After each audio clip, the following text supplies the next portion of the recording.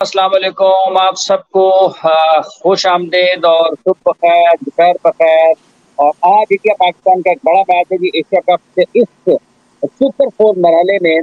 देखना यह है कि कौन सी टीम फतेयाब होती है। दोनों टीमों के एतमाद और अगर उनकी कारकर्दगी की बात की जाए तो खासे बेहतर नजर आते हैं।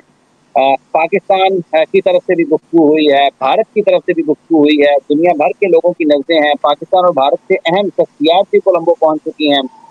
इस मैच के हवाले से हम बात कर रहे हैं। हमारे साथ कोलंबो से मौजूद है हमारे खेलों के दोस्त सहाफी भारत के रोहित दुगलन साहब। रोहित साहब, आप खैरियत से हैं? तैयार हैं भरपूर तरीके से? और श्रीलंकन सेट लगता है आपने पहन ली भी है। नहीं, बिल्कुल। आई थिंक तैयारी मेरे हिसाब से दोनों टीमों की पूरी है। लेकिन वही है, सब सुबह उठकर सबसे पहले मौसम ही देखा। मौसम अच्छी बात यह है कि बेहतर होता जा रहा है। यहाँ पे क्लैरिटी है। थोड़े से सुबह थोड़े से काले बादल भी थे, अब 1 घंटे के अंदर वो भी चले गए। तो मौसम बहुत साफ है। और कल जिस तरीके से पाकिस्तान की टीम ने फुल इंटेंसिटी वाली प्रैक्टिस दिखाई यहाँ पर, रिजवान की प्रैक्टिस बड़ी ज़बरदस्त थी। बाबर ने जो प्रैक्टिस करी, इसके अलावा आप शाहीन को देख रहे थे, हारिस को देख रहे थे, नसीम को देख रहे थे। तो सब कुछ देखकर लगा बढ़िया पाकिस्तान की टीम।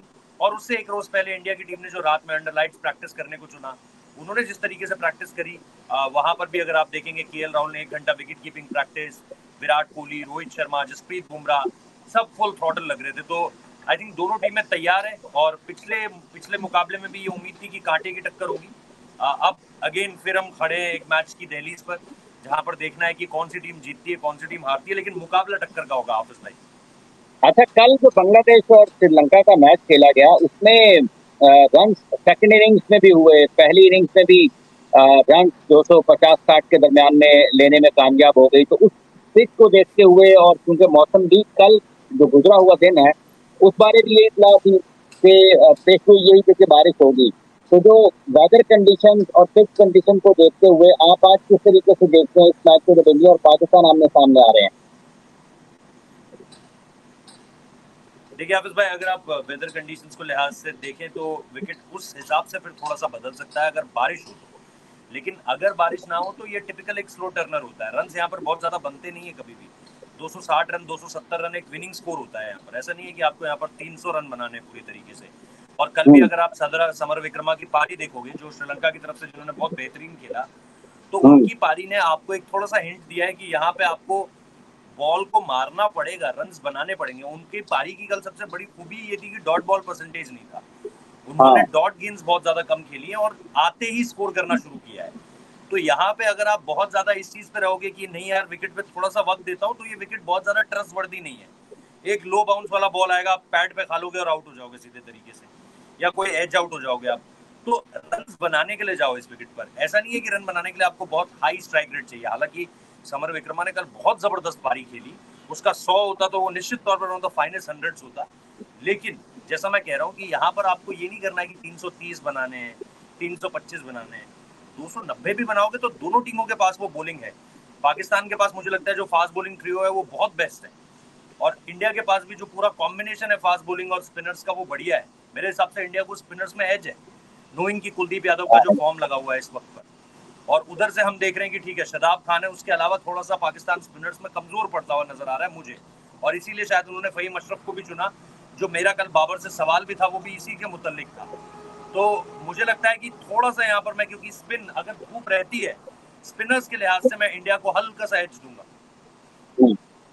अच्छा, स्पिनर के हिसाब से आपके ख्याल में भारत को बरतरी बरतरी हासिल है, लेकिन जिस तरीके से पाकिस्तान ने एक दिन पहले एक मतलब फिर अपनी प्लेइंग 11 का ऐलान किया है, एक तब्दीली की है। अब पाले किले में भी हालात फास्ट बॉलिंग के लिए साजगार थे निस्बतन। पाकिस्तान के फास्ट बॉलर ने वहां ज्यादा अच्छी गेंदबाजी भी की। और यहाँ पर जब आप स्लो विकेट की हो तो वहां पर जो मीडियम पेसर्स हैं वो भी जरा मौसर साबित होते हैं। तो ये जो एक तब्दीली है पाकिस्तान की टीम में पेसर की, एक आप समझते हैं कि ये इंडिया के जो मिडिल ऑर्डर में स्पिनर्स को अच्छा खेलने वाले बल्लेबाज हैं उनको देखते हुए की गई है या फिर कंडीशंस को देखते हुए की गई है? आई थिंक हाफिज बस ये एक बहुत बड़ा कारण है कि हमारे जो मिडिल ऑर्डर में है वो स्पिनर्स को खेलने वाले अच्छे खिलाड़ी हैं। श्रेयस अय्यर बहुत अच्छा स्पिनर्स को खेल जाते हैं। हार्दिक पांड्या के पास कैपेबिलिटी है, ईशान किशन के पास कैपेबिलिटी है। प्लस नवाज लेफ्ट हैंडर है। और अगर आप मिडिल ओवर्स के समय में देखोगे, अगर आपने शुरुआती वक्त में जल्दी विकेट ले लिए तो आप जड्डू को भी खिला सकते हो, और ऐसा नहीं है कि आप जड्डू को प्रमोट नहीं कर सकते।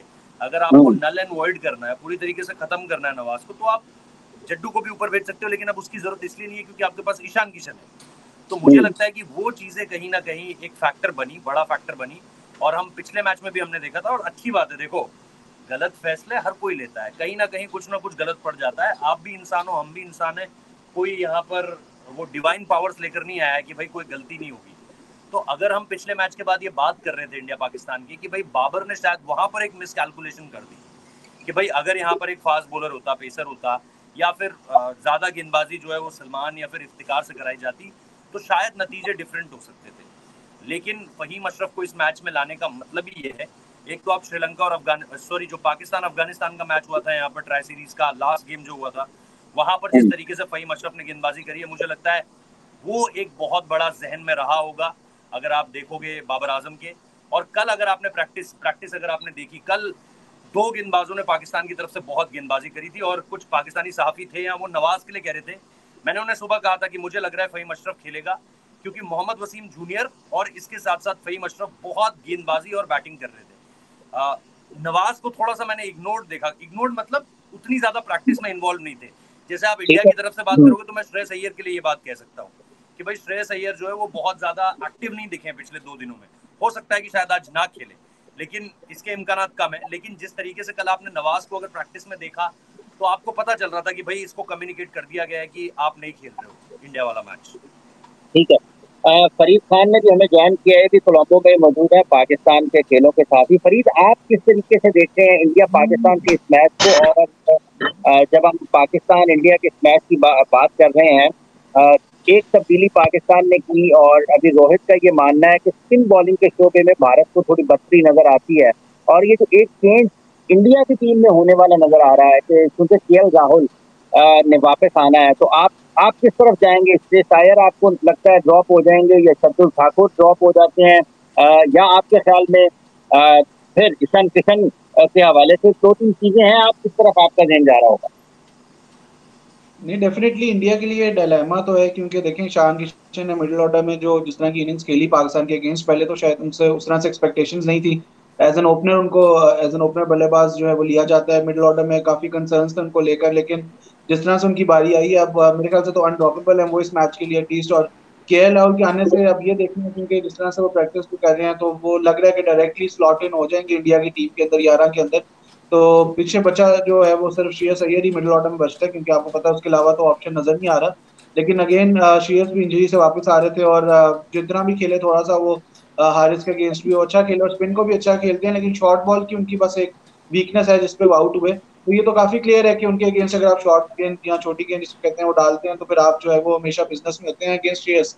तो आप ये देखना है कि आप उनको ड्रॉप करते हैं कि सुन के पाकिस्तान तो एक दिन पहले अपनी टीम अनाउंस करते थे, और इंडिया जो है वो खैर अब टॉस पे पता चलेगा कि वो किस खिलाड़ी के साथ जा रहा है, क्योंकि प्रैक्टिस तो आप केएल राहुल ने भी कर दी है। तो अब देखना यही है कि क्या पाकिस्तान जो है वो हिकमत अमली अपनाता है। अगर केएल राहुल डायरेक्टली अंदर आ जाते हैं और इस दफा मिडिल ऑर्डर में खेलते हैं कि नंबर 5 के बहुत अच्छे खिलाड़ी हमने देखे, उनके नंबर्स भी वनडे क्रिकेट में बहुत डिफरेंट है। अगर आप T20 के ओपनर के तौर पर उनको ना लें, क्योंकि शाहीन को नॉर्मली उनको एसोसिएट किया जाता है नसीम और शाहीन से कि वो ओपनिंग बर्स्ट सर्वाइव नहीं करेंगे, ये हो जाएगा, लेकिन वो मिडिल ऑर्डर के बहुत अच्छे प्लेयर हैं। तो मेरे ख्याल से तो ये इंडियन टीम के लिए एक हेल्दी डायलेमा मैं कहूंगा कि एक हेल्दी जो है वो कह लें कि दोनों में से प्लेयर्स में से आप किसको वो रखते हैं, लेकिन दोनों ही केपेबल हैं कि कोई भी इजीली स्लॉट इन कर सकता है किसी भी प्लेइंग 11 में दुनिया में। आज श्रेयस अय्यर अपना, रोहित आप बताइएगा कि बहुत ज्यादा पुरस्मात जरूर लगे जब वो पाकिस्तान के खिलाफ पाले किले में मैदान में बारी लेने के लिए, वो कि आप इससे इख्तलाफ करते हैं जब हम पहले मैच के बाद बात कर रहे थे, लेकिन जिस टच में वो लग रहे थे और जिस दबाव के अंदर आके उन्होंने अपने शॉट खेलना शुरू किए, वो उनके एतमाद झलकता है उससे। लेकिन आप समझते हैं कि एक छोटी सी बारी एक ही मैच में उनको ड्रॉप करने की भी वजह बन सकती है? नहीं हाफिज भाई, बात ड्रॉप करने की नहीं है। बात ये है कि आप पैटर्न देखो पिछले कुछ समय में, और मैं ये नहीं कह रहा हूँ कि श्रेयस अय्यर ड्रॉप हो जाएंगे। मैं ये कह रहा हूँ कि अगर आपको उस तरह से देखना हो, नजरिया अगर आप थोड़ा सा बदलो और आप बोलो कि यार इस बंदे का पैटर्न क्या रहा है, तो मैं कहूंगा कि ठीक है, आप कह सकते हो शुभमन गिल को अंदर आता हुआ बॉल परेशान करता है। मिच स्टार्क का आपने देखा होगा आईपीएल से पहले, शाहीन शाह अफरीदी उसी क्लास का गेंदबाज है। शाहीन शाह अफरीदी शायद इस वक्त पे सबसे बेस्ट गेंदबाज है। तो आप उसकी क्लास को आपको रिस्पेक्ट करनी पड़ेगी। और वहां पर अगर आप बोलो कि भाई शुभमन बैटिंग कर रहा है, तो आपको पता है कि शाहीन का एक बॉल अंदर आएगा और अंदर आता हुआ बॉल शुभमन के लिए थोड़ी सी प्रॉब्लम क्रिएट करता है। ये हमने हर जगह पे देखा हुआ है, डिफरेंट कंडीशंस में देखा हुआ है, डिफरेंट बॉलर्स के अगेंस्ट देखा हुआ है। लेकिन इससे भी ज्यादा प्रेडिक्टेबल श्रेयस अय्यर हो जाते हैं। देखो उस दिन पाकिस्तान ने कुछ ऐसा नहीं किया जिसे आप बोलो यार आउट ऑफ एक्स्ट्रा ऑर्डिनरी लेकर आ गए, कुछ आउट ऑफ द बॉक्स लेकर आ गए। बहुत ही सोचा समझा, जैसे आप कह सकते हो कोई भी प्रिडिक्ट कर सकता है, ऐसा प्लान था। लेकिन उसमें भी जब आप फंस जा रहे हो, देखो क्या होता है ना कि रोहित शर्मा के लिए भी हमें पता था कि शाहीन ने क्या करना है। उसने 2 बॉल वो 3 गेंदे देखिए जब रोहित शर्मा आउट हुए, 2 गेंदे बाहर निकाली, तीसरी गेंदे अंदर लाया, डंडे पे बॉल मारी, खत्म काम। ये सबसे बड़ी बात होती है जब आप किसी को सेटअप ना करो, बल्कि जब आपको ये पता है कि ये बंदा यही करने वाला है और उसके बाद भी आप आउट होकर जा रहे हो। ये दुनिया जानती है ना कि शाहीन शाह अफरीदी बॉल अंदर लाएगा और रोहित शर्मा बाहर जाएंगे। ये इसमें कोई नई चीज तो नहीं है। Same goes with Shreyas Iyer also. सबको पता है कि एक छोटा गेंद आएगा, उसने टेक ऑन किया वो शॉट, वो मुझे देख के अच्छा लगा कि he is coming with a plan. कि भाई पहले डक करता था, पहले जब बचने की कोशिश करता था तो भी वल्नरेबल लगता था। इस बार जो उसने शॉट मारा था वो बल्ले के बीच से आया था, लेकिन पाकिस्तान की एक सटीक प्लानिंग थी वहां पर कि भाई फील्डर लगा रखा था आपने और एक सिंपल सा कैच हुआ। लेकिन ये चीज मैं ये देखते हुए कह रहा हूँ कि भाई अगर आप पिछले कुछ समय में देखो कि श्रेयस अय्यर के पैटर्न क्या रहे आउट होने के, तो आपको बहुत ज्यादा शॉर्ट बॉल पर डिसमिसल्स मिलेंगे। ये चीज टीमों को थोड़ा सा फ्रस्ट्रेट कर देती है कि भाई इसके अगेंस्ट तो यार यही प्लॉय होने वाला है। आज भी अगर आप देखोगे श्रेयस अय्यर की बैटिंग आएगी, वो हारिस रऊफ के हाथ में गेंद देंगे, अगर बहुत ज्यादा पुराना नहीं, मतलब बहुत ज्यादा ओवर्स नहीं होंगे, वरना Shaheen can hit the deck hard. But जितना हारिस टप्पे के साथ बीट करा सकता है, उतना इस टीम में कोई नहीं करा सकता। या फिर आप नसीम के पास भी पेस है, लेकिन हारिस मुझे लगता है कि सबसे ज्यादा डेडली होगा उस लिहाज से। तो मुझे लगता है वो चीज अगेंस्ट श्रेयस अय्यर जा रही है कि भाई दी दी दी प्रिडिक्टेबिलिटी, मतलब the easiest predictability of getting out against a short ball, वो मुझे लग रहा है कि एक सबसे बड़ी प्रॉब्लम है।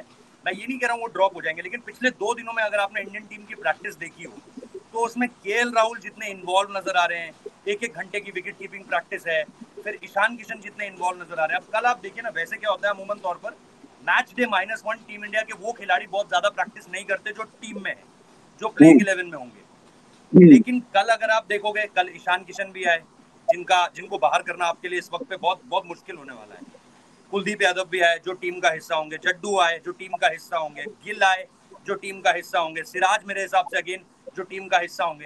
तो आई थिंक ये सारी की सारी चीजें आपको ये बताती है कि भाई इस टीम के साथ, और पहले जो है वो टीम इंडिया इंडोर सेशंस में जा रही थी, लेकिन जैसे ही उन्हें पता चला कि भाई पाकिस्तान की टीम ने यहाँ पर प्रेमदासा में प्रैक्टिस करी है, तो वो भी यहीं पर आ गए। तो मुझे लगता है वो शायद श्रेयस अय्यर को जो हमने नहीं देखा है पिछले 2 दिनों में प्रैक्टिस में बहुत ज्यादा इन्वॉल्व होते हुए, आई थिंक वो चीज है जो मुझे थोड़ा सा इस तरफ इशारा दे रही है कि भाई शायद ना खेलें। वरना मुझे नहीं लगता कि वो इतने खराब खिलाड़ी हो चुके हैं एक मैच के बाद, या जो भी आज बाहर बैठेगा उसके साथ इनजस्टिस ही होगा। क्योंकि आप देखिए राहुल जिस फॉर्म से आ रहे थे, इंजरी हुई, ईशान किशन ने जो पारी खेली है, या फिर श्रेयस अय्यर जिस एक रेपो के साथ आ रहे हैं, आई थिंक वो चीजें कोई भी ड्रॉप होगा तो प्रॉब्लम होगी। ठीक है फरीद खान साहब, ये बहुत सारी बात पाकिस्तान की बॉलिंग को देखकर तो हो रही है, जैसे अभी रोहित की बात कर रहे हैं, सारी दुनिया में ये बात हो रही है कि बड़ी शानदार बॉलिंग है, लेकिन इससे ये इनकार नहीं किया जा सकता है कि भारतीय बैटिंग लाइन में भी उतने शानदार खिलाड़ी मौजूद हैं। तो पाकिस्तान की बॉलिंग अभी तक उस लिहाज से टेस्ट नहीं हुई है कि अगर ऊपर से पाकिस्तान के नए बॉल के साथ विकेट नहीं निकाल पाते हैं तो फिर क्या होगा। क्योंकि एक सवाल ये अपनी जगह पर मौजूद जरूर है कि जिस दिन दबाव ऊपर से पाकिस्तान की बॉलिंग पर आ गया, तो फिर क्या पाकिस्तान बाउंस बैक कैसे कर सकता है। तो ये किसी भी दिन हो सकता है, आज भी हो सकता है, आने वाले दिनों में भी हो सकता है कारकर्दगी दोहरा दें। देखें, है तो क्रिकेट, होने की तो खैर कुछ भी हो सकता है, लेकिन पहले भी ये लग रहा था जब बारिश का पहला स्पेल आया, जब मैच शुरू हुआ उसके बाद जब रोहित बैटिंग कर रहा था बारिश के स्पेल से पहले, तो रोहित तो काफी कॉन्फिडेंट था। खैर शुभमन उतना नहीं नजर आ रहा था, लेकिन लग यही रहा था कि रोहित जो है वो लंबा खेलेगा। और मुझे तो खैर ये फीलिंग आ रही थी, क्योंकि अगर ये ओपनिंग बर्स्ट नेगोशिएट कर लेता है तो ये तो लंबा जाएगा। फिर वो बारिश हुई, उसके बाद तो गेम ही चेंज होगी। जो शेड्यूल में सेटअप किया, जो वो आउट हुआ, शायद वो मदद भी मिल गई जो शायद नहीं पहले मिल रही थी, क्योंकि यही लग रहा था कि रोहित तो सेट हो चुका है। तो डर यही रहता है हमेशा एक बड़े बल्लेबाज का, जैसे हमने 2019 के वर्ल्ड कप में देखा है, उससे पहले भी आपने देखा है एशिया कप में देखा है 2018 में 50 ओवर्स में, कि एक बड़ा बल्लेबाज जब खड़ा हो जाए क्रीज पे और अगर वो 20-25 ओवर्स निकाल ले तो वो मैच अकेला ही साइड पे कर देता है। और इसी तरह हम लोग नॉर्मली फखर जमान के साथ भी एसोसिएट करते हैं, लेकिन फखर उस तरह तो फॉर्म में नहीं है अनफॉर्चुनेटली। लंका प्रीमियर लीग में भी उनके इतने अच्छे स्कोर्स नहीं आए थे, G20 कनाडा भी खेल के आ रहे थे, फिर पाकिस्तान की सीरीज में भी कोई बहुत उस तरह से परफॉर्मेंस उनकी आई नहीं है, शायद पिचेस उनको सूट नहीं करी जो ट्रू पिचेस के वो प्लेयर है। लेकिन रोहित के केस में आपको पता है कि जो उन्होंने इवन फ्लिक भी किया था शाहीन को, तो लग ये रहा था कि वो अपना दबदबा जो है वो अब यहाँ पे हमें दिखाने वाले, लेकिन खैर वो हुआ नहीं और बाद में वो सेटअप हो गए। तो लेकिन अब ये है कि उनके बैक ऑफ द माइंड ये चीज होगी, चाहे उन्होंने एक अच्छी बारी खेली है अगेंस्ट नेपाल, लेकिन he played against the likes of Karan KC etcetera. लेकिन अब जो शाहीन का एक रहता है सबके जहन में कि वो अब कौन सी गेंद अंदर लाने वाला है, अगर उसने 2 बार कर दी है तो ये अब ना आपस में खेल रहे होंगे। आपको पता है कि माइंड से भी आपने खेल रहे अगले के, आपने उसको सेटअप तो कर दिया एक मैच में, अब आपने अब वो भी ये कोशिश कर रहा होगा कि वो भी पढ़ ले उसको कि अब वो क्या करने वाला है शाहीन अगली गेंद पे, और शाहीन भी देख रहा होगा कि रोहित जो है वो क्या करना चाह रहा है। मेरे ख्याल से एक अच्छा बैटल होगा दोनों के बीच में। रोहित, जब हम आज के मैच की बात कर रहे हैं, जिस तरीके से अभी बात आपने शुभमन गिल की है, लेकिन कल प्रेस कॉन्फ्रेंस में तो वो बड़े कंपोज और कॉन्फिडेंट नजर आए हैं। बहुत एतमाद के साथ उन्होंने सारी बातें की हैं। और पाकिस्तान की गेंदबाजी के हवाले से जब सवाल हुआ है तो उन्होंने उसको भी एक बेहतरीन बल्लेबाज की तरह से जवाब दिया है। हाफिज भाई देखिए, प्रेस कॉन्फ्रेंसेस तो आपने भी बहुत सारी कवर की होंगी। आप प्लेइंग टू द गैलरी कहते हैं उसे अंग्रेजी में, कि भाई आप मीडिया को क्या दिखाना चाहते हैं। कभी आपने अगर बतख को तैरते हुए देखा हो तो वो जिस स्विफ्टनेस के साथ चलती है ना पानी में, वो लगता नहीं है कि कुछ एफर्ट कर रही है, लेकिन अगर आप नीचे उसके टांग देखेंगे ना तो ऐसे ऐसे चलते रहते। तो बताने की ये कोशिश कर रहा हूँ कि भाई जो संघर्ष है ना वो दिखता नहीं है, जो एफर्ट्स कोई लगा रहा है। भाई मीडिया के सामने आप आए हो, आपने पूरा काम एंड कंपोज, लेकिन उन्होंने कहा ना ये बात कि इंडिया वर्सेस पाकिस्तान का गेम मतलब एक वर्ल्ड कप नॉकआउट गेम के प्रेशर की तरह होता है। अमूमन तौर पर प्लेयर ये कहते हैं अरे एक नेक्स्ट गेम की तरह होता है, एक एवरेज गेम की तरह होता है। बट शुभमन गिल ने ये एक्सेप्ट किया कि भाई किस तरीके से इस गेम में एक अलग तरह का दबाव होता है, इस गेम में किस तरीके से आपके ऊपर एक प्रेशर होता है। तो मेरे हिसाब से वो चीज जो उन्होंने कही, इसके अलावा देखिए प्रेस कॉन्फ्रेंस में बातें करना जिस तरीके से हमने देखा है कि भाई अब तो खिलाड़ियों को इसकी टीचिंग भी दी जाती है, स्किल्स दी जाती है कि भाई आपको ऐसे बात करनी है, ऐसे बात करनी है, ये कहना है, वो कहना है। आपके मीडिया मैनेजर्स हैं, तो मेरे हिसाब से वहां पर कंफर्टेबल जरूर है। लेकिन पिछली बार जब शाहीन और नसीम और हारिस सामने थे तो कंफर्टेबल नहीं थे शुभमन गिल, और वो चीज एक शुभमन गिल को ब्रेक करनी है। अभी वो शैकल्स जो है उन्हें ब्रेक करने हैं कि भाई कैसे मैं क्वालिटी बॉलिंग के अगेंस्ट, अभी भी लोग कहते हैं कि भाई क्वालिटी बॉलिंग के अगेंस्ट शुभमन के रन बताओ। तो आप टेस्ट क्रिकेट में तो गैबा वाली पारी बता दोगे, लेकिन वाइट बॉल फॉर्मेट में still you have to show कि भाई कहाँ शुभमन गिल के आज अगर रन्स मारते हैं, जैसे ईशान किशन की पिछली पारी, उनको वो जो लोग कहते थे भाई फ्लैट ट्रैक बुली है, फ्लैट ट्रैक बुली है, उन कंडीशंस में जिस तरीके से उसने रन्स बनाए हैं, आपके ऊपर से एक दबाव हटा है इस पूरे के पूरे टैग का। तो मेरे हिसाब से शुभमन गिल के सामने अभी जो एक बड़ा सवाल रहता है, जो उनके क्रिटिक्स हैं वो ये कहते हैं भाई क्वालिटी पेस अटैक के सामने रन्स बना के दिखाओ। और क्वालिटी पेस अटैक के सामने रन्स यहाँ पर अगर आते हैं, इन तीनों के सामने अगर आप रन बनाते हो तो वो बेकार नहीं जाने वाले, उनको दुनिया याद रखेगी। खासतौर पे इंडिया पाकिस्तान का तो आपको पता है हाफिज भाई कि जो भी रन्स करता है, जो भी हीरो होता है मैच का, उसे याद रखा जाता है। तो परसों उनका बर्थडे था, कल उन्होंने कहा है कि जी रिटर्न गिफ्ट देने की कोशिश करूंगा 100 मारकर, तो होपफुली शुभमन गिल का 100 आ रहा है। रिटर्न गिफ्ट फरीद खान साहब, अगर 100 शुभमन गिल का आता है, बारी पहले हो या बाद में हो, तो फिर तो मैच दिलचस्प होगा क्योंकि रन ऑन बोर्ड होंगे। अगर 100 होता है तो इसका मतलब ये है कि 300 रन हैं। बिल्कुल डेफिनेटली, अगर एक ओपनर 100 कर देता है तो आप चाहे चेस कर रहे हो चाहे पहले बारी ले रहे हो तो अच्छी पोजीशन में आ जाते हैं। हाँ, वो ओपनर अगर टेम्बा बबूमा के 100 करे और पूरी टीम फिर भी 222 करे तो ये नहीं कुछ कह सकते। जैसे साउथ अफ्रीका का अभी स्कोर देखा ऑस्ट्रेलिया के अगेंस्ट पिछले मैच में, तो अब इंडिया की तो खैर बारी इतनी लंबी है आपको पता है। लेकिन एक कंसर्न मुझे फिर भी लगता है कि जो उनका लोअर ऑर्डर है हमेशा से बारी मतलब जब ये जडेजा उसके नीचे की बैटिंग करने आते हैं सारे बल्लेबाज, चाहे वो शार्दुल ठाकुर हैं, अक्षर पटेल को तो नहीं खिला रहे, चाहे कुलदीप यादव है, बुमराह जो है वो कैपेसिटी रखते हैं। टेस्ट मैच में भी उन्होंने देखा था एक ओवर में जब ब्रॉड की बैटिंग की थी। लेकिन पाकिस्तान और इंडिया का लोअर ऑर्डर जो है ये देखना है कि अगर ऊपर से आउट हो जाते हैं जल्दी या अगर लोअर ऑर्डर की बैटिंग आ जाती है 7-8 ओवर्स पहले तो वो कितना स्ट्रेच करके स्कोर को लेके जाते हैं आगे। तो आपने देखा कि हार्दिक पांड्या और जब ईशान किशन बैटिंग कर रहे थे 38वें ओवर तक तो एक वक्त पे ये लगने लग गया था कि शायद 290 और 300 भी टच करेंगे, लेकिन इवेंचुअली 266 पर ही बोल्ड आउट हो गए थे और आखिरी 27-29 रन पे 5 आउट हो गए थे। तो ये चीज भी देखनी है कि पाकिस्तान में जैसे हम लोग देखते हैं नसीम ने भी हमें कुछ मैचेस जिताए हैं, शादाब भी बैटिंग कर लेता है, नवाज अब नहीं लेकिन फहीम भी बैटिंग कर लेता है, शाहीन भी बल्ला घुमा लेता है जब से उन्होंने पावर हिटिंग ट्रेनिंग की है शायद अफरीदी के साथ, हारिस भी कुछ ना कुछ कंट्रीब्यूट करता है। तो ये चीज भी एक इंटरेस्टिंग मेरे ख्याल से कॉन्टेस्ट होगा अगर बारी आती है नीचे लोअर ऑर्डर की।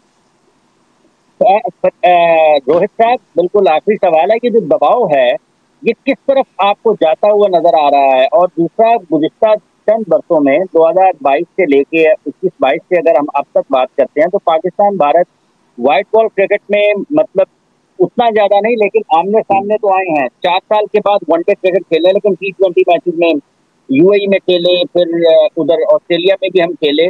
तो आपको लगता है जो कुछ दबाव कम मैचेस का है वो कुछ कम हुआ है या फिर अपनी जगह पर बरकरार है? और आज के मैच में भी जो दबाव बहुत बड़ा अगर होगा तो उसका झुकाव आपके ख्याल में किस तरफ हो सकता है? नहीं, दबाव तो दोनों टीमों पर होगा मुझे लगता है, क्योंकि दोनों टीमें जब आमने सामने होती हैं तो एक प्रेशर तो होता ही है। लेकिन कल मुझे बाबर का जवाब बहुत सही लगा जब उनसे पहले पूछा गया कि भाई आपको क्या लगता है किनके ऊपर कौन फेवरेट्स हैं, किनको आप एज देना चाहेंगे, तो पहले तो उन्होंने बाबर ने यही कहा कि भाई जो मैच डे पर जो टीम अच्छा खेलेगी वो बढ़िया करेगी। लेकिन फिर जब उन्होंने थोड़ा सा इन डिटेल में वो गए और उन्होंने कहा कि भाई हम पिछले 2-3 महीने से यही हैं और हमने यहाँ श्रीलंका वाली सीरीज खेली, हमने यहाँ अफगानिस्तान से खेला, हमने यहाँ लंका प्रीमियर लीग खेली, तो ऑब्वियसली इस कंडीशंस में जिस तरीके से पाकिस्तान की टीम एक जहनी तौर पर आप तैयार होते हो ना किसी फाइट के लिए पहले से कि भाई बड़ा मुकाबला है, और आपको कंडीशंस के बारे में देखिए, इंडिया के जो टॉप प्लेयर्स हैं वो 4-4 5-5 साल बाद आ रहे हैं श्रीलंका, आपको ये याद रखना पड़ेगा। रोहित शर्मा आखिरी बार 2018 में निदास ट्रॉफी में आए थे, उससे पहले अगर आप देखोगे विराट कोहली 2017 में आए थे। ऐसा नहीं है कि वो भूल गए या रन नहीं है उनके, Virat Kohli highest run scorer थे उस समय, 100 मारे हुए उन्होंने। लेकिन अगर आप देखोगे तो 5-6 साल हो चुके हैं, इस बीच विराट कोहली के करियर में बड़े अप्स एंड डाउन्स आ गए। तो मेरे हिसाब से जिस तरीके से पाकिस्तान की टीम इन विकेट्स को हाल के समय में जानी है, वो कहीं ना कहीं पाकिस्तान और इंडियन टीम ने पिछले 1-1.5 महीने में वनडे क्रिकेट खेली नहीं है बहुत ज्यादा। अगस्त के महीने में हमने सिर्फ T20 क्रिकेट खेली है, चाहे वेस्ट इंडीज हो चाहे आयरलैंड हो। तो मुझे लगता है वो जो हमने कम क्रिकेट खेली है पिछले कुछ समय में, वो थोड़ा सा प्रॉब्लम क्रिएट करेगी। और पाकिस्तान की टीम लगातार क्रिकेट खेल कर आ रही है, जो आपको उनकी तैयारियों में दिख रहा है, जो आपको उनकी स्ट्रैटेजीज में दिख रहा है, यहाँ पर किसको रखना है किसको नहीं, उन चीजों में आपको देखकर लग रहा है। तो मुझे लगता है स्लाइट एज है जरूर। और पिछला मैच जिस तरीके से हुआ है, भले ही इंडियन टीम के मिडिल ऑर्डर ने रन कर दे दिए, लेकिन अगर पाकिस्तान की बॉलिंग अटैक सामने वाली टीम के टॉप ऑर्डर को खत्म कर सकती है पूरी तरीके से, अगर शाहीन हारिस नसीम मिलकर 5 ओवर 6 ओवर में 4 पवेलियन भेज सकते हैं, तो मुझे लगता है कि ये एक बहुत बड़ा कॉन्फिडेंस है। और ये एक बार नहीं हुआ है, शाहीन ने ऐसा अलग अलग मैचेस पे किया हुआ है या फिर हारिस ने किया हुआ है। हमने जीते जरूर है मैचेस, अगर आप T20 मैचेस में देखो 2-2 की जंग है, 2 हमने जीते हैं 2 आपने जीते हैं। लेकिन जो दो आपने जीते हैं वो कैसे जीते हैं वो आपको पता है, उसमें एक गेम तो आपने वन साइडेड जीता है। हमने जो 2 गेम जीते हैं उसमें हमें पता है कि विराट कोहली ने क्या पारी खेली थी मेलबर्न में, तब जाके वो जीत आई थी। और हार्दिक पांड्या ने आखिरी ओवर में दुबई में जो फिनिश किया था वो पारी आई थी, तब हमने फिनिश किया था। तो आई थिंक वो चीज़ है जो मुझे लगता है थोड़ा सा माइंडसेट में होगी इंडियन टीम के, कि भाई इस टीम के साथ हम पिछले कुछ समय में जितने भी गेम्स खेले हैं बहुत हल्के में नहीं लेना है, ना ही हम हल्के में जीते हैं। तो मुझे लगता है वो एक बहुत बड़ा लेसन होगा। मुझे लगता है कि पाकिस्तान को थोड़ा सा एज है, हल्का सा। जी फरीद, यही सवाल आखिरी से है कि दबाव वाला जो मामला है, रोहित मानते हैं पाकिस्तान को हल्की सी बर्तरी है।